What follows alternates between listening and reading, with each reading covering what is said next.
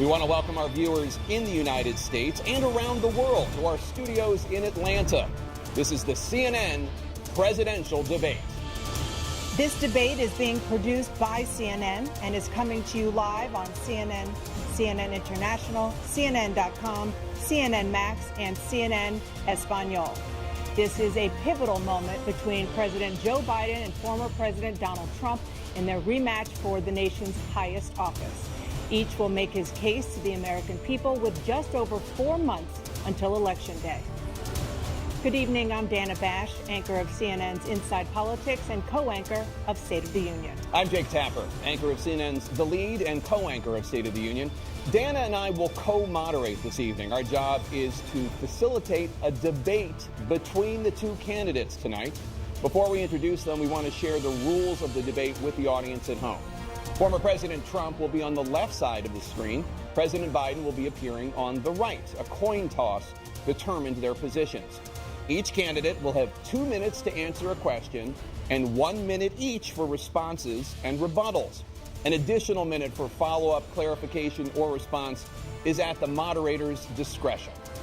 When it's time for a candidate to speak, his microphone will be turned on and his opponent's microphone will be turned off. Should a candidate interrupt when his microphone is muted, he will be difficult to understand for viewers at home. At the end of the debate, each candidate will get 2 minutes for closing statements. There is no studio audience tonight. Pre-written notes, props, or contact with campaign staff are not permitted during the debate. By accepting our invitation to debate, both candidates and their campaigns agreed to accept these rules. Now, please welcome the 46th President of the United States, Joe Biden. Folks, how are you?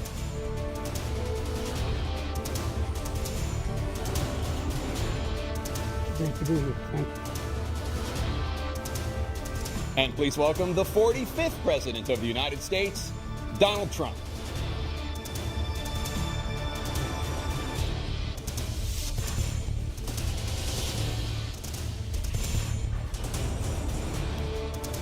Gentlemen, thanks so much for being here. Let's begin the debate, and let's start with the issue that voters consistently say is their top concern, the economy. President Biden, inflation has slowed, but prices remain high. Since you took office, the price of essentials has increased. For example, a basket of groceries that cost $100 then now costs more than $120. And typical home prices have jumped more than 30%. What do you say to voters who feel they are worse off under your presidency than they were under President Trump?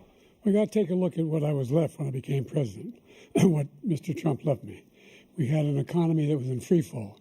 The pandemic was so badly handled. Many people were dying. All he said was, it's not that serious. Just inject a little bleach into your arm. You'll be all right. The economy collapsed. There were no jobs. Unemployment rate rose to 15%. It was terrible. And so what we had to do is try to put things back together again. And that's exactly what we began to do. We created 15,000 new jobs. We brought out a position where we have 800,000 new manufacturing jobs. But there's more to be done. There's more to be done. Working class people are still in trouble. I come from Scranton, Pennsylvania. I come of a household where the kitchen table, if the things weren't able to be met during the month, it was a problem. Price of eggs, the price of gas, the price of housing, the price of a whole range of things. That's why I'm working so hard to make sure I deal with those problems. And we're going to make sure that we reduce the price of housing. We're going to make sure we build 2 million new units. We're going to make sure we cap rents so corporate greed can't take over. The combination, what I was left with in corporate greed, is the reason why we're in this problem right now. In addition to that, we're in a situation where if you take a look at all that was done in his administration, he didn't do much at all. By the time he left, things were in chaos, literally chaos. And so we put things back together. We created, I said, those jobs. We make sure we had a situation where we brought down the price of prescription drugs, which is a major issue for many people, to $15 for a insulin shot as opposed to $400. No senior has to pay more than $200 for any drug, all the drugs they can include beginning next year. And the situation is and we're going to make that available to everybody, to all Americans. So we're working to bring down the price around the kitchen table, and that's what we're going to get done. Thank you. President Trump? We have the greatest economy in the history of our country. We have never done so well. We've Everybody was amazed by it. Other countries were copying us. We got hit with COVID. And when we did, we spent the money necessary so we wouldn't end up in a Great Depression, the likes of which we had in 1929. By the time we finished, so we did a great job. We got a lot of credit for the economy, a lot of credit for the military, and no wars, and so many other things. Everything was rocking good. But the thing we never got the credit for, and we should have, is getting us out of that COVID mess. He created mandates that was a disaster for our country. But other than that, we had given them back a country where the stock market actually was higher than pre-COVID, and nobody thought that was even possible. The only jobs he created are for illegal immigrants and bounce-back jobs, a bounce-back from the COVID. He has not done a good job. He's done a poor job, and inflation's killing our country. It is absolutely killing us. Thank you. President Biden? Well, look, the greatest economy in the world, he's the only one who thinks that, I think. I don't know anybody else who thinks he had the greatest economy in the world. And, you know, the fact of the matter is that we found ourselves in a situation where his economy, he rewarded the wealthy. He had the largest tax cut in American history, $2 trillion. He raised a deficit larger than any president has in any one term. He's the only president other than Herbert Hoover who's lost more jobs than he had when he began, since Herbert Hoover. The idea that he did something that was significant. And the military, you know, when he was president, they were still killing people in Afghanistan. He didn't do anything about that. When he was president, we were still finding ourselves in a position where you had a notion that we were this safe country. The truth is, I'm the only president this century that doesn't have this decade, that doesn't have any troops dying anywhere in the world like he did. President Trump, I want to follow up if I can. Am I allowed to respond to him? Well, I'm going to ask you a follow-up. You can do whatever you want with the minute that we give you. I want to follow up. You want to impose a 10% tariff on all goods coming into the U.S. How will you ensure that that doesn't drive prices even higher? It's not going to drive them higher. It's just going to cause countries that have been ripping us off for years, like China and many others, in all fairness to China. It's going to just force them to pay us a lot of money, reduce our deficit tremendously, and give us a lot of power for other things. But he made a statement. The only thing he was right about is I gave you the largest tax cut in history. I also gave you the largest regulation cut in history. That's why we had all the jobs. And the jobs went down, and then they bounced back, and he's taking credit for bounce-back jobs. You can't do that. He also said he inherited 9% inflation. No, he inherited almost no inflation, and it stayed that way for 14 months. And then it blew up under his leadership because they spent money like a bunch of people that didn't know what they were doing. And they don't know what they were doing. It was the worst, probably the worst administration in history. There's never been. And as far as Afghanistan is concerned, I was getting out of Afghanistan, but we were getting out with dignity, with strength, with power. He got out. It was the most embarrassing day in the history of our country's life.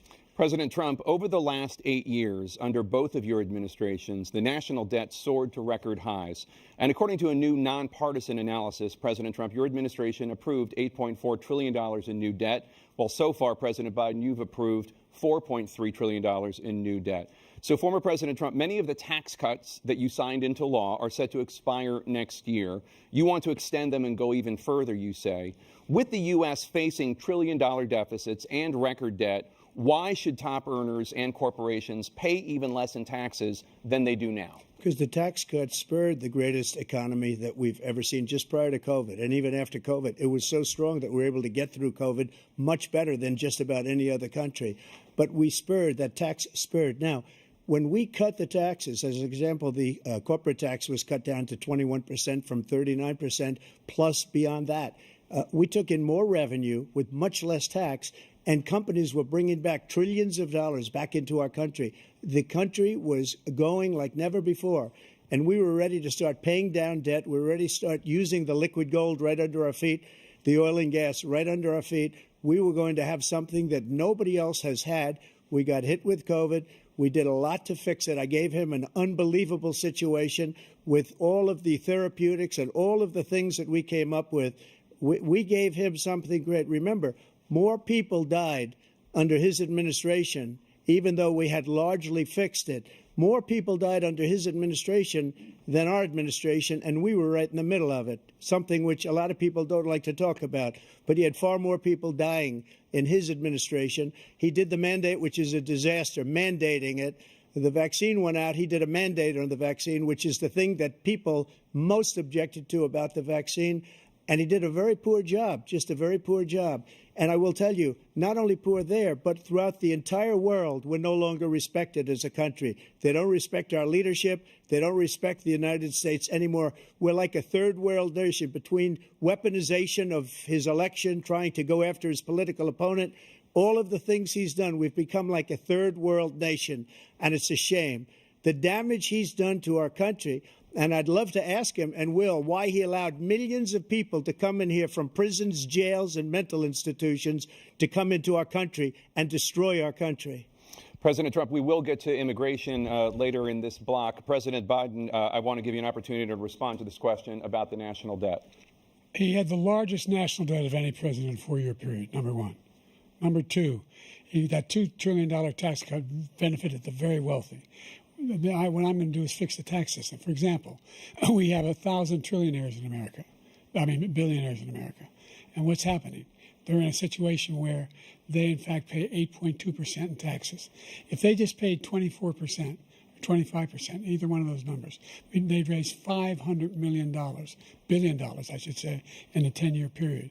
We'd be able to wipe out his debt. We'd be able to help make sure that all those things we need to do, child care, elder care, making sure that we continue to strengthen our health care system, making sure that we're able to make every single solitary person eligible for what I've been able to do with the with the COVID, with dealing with everything we have to do with, look, if we finally beat Medicare. Thank you, President Biden. President Trump? Well, he's right. He did beat Medicare. He beat it to death, and he's destroying Medicare because all of these people are coming in. They're putting them on Medicare. They're putting them on Social Security. They're going to destroy Social Security. This man is going to single-handedly destroy Social Security. These millions and millions of people coming in, they're trying to put them on Social Security. He will wipe out Social Security. He will wipe out Medicare. So he was right in the way he finished that sentence. And it's a shame. What's happened to our country in the last 4 years is not to be believed. Foreign countries, I'm friends with a lot of people, they cannot believe what happened to the United States of America. We're no longer respected. They don't like us. We give them everything they want, and they think we're stupid. They think we're very stupid people. What we're doing for other countries, and they do nothing for us. What this man has done is absolutely criminal. Thank you, President Trump. Dana?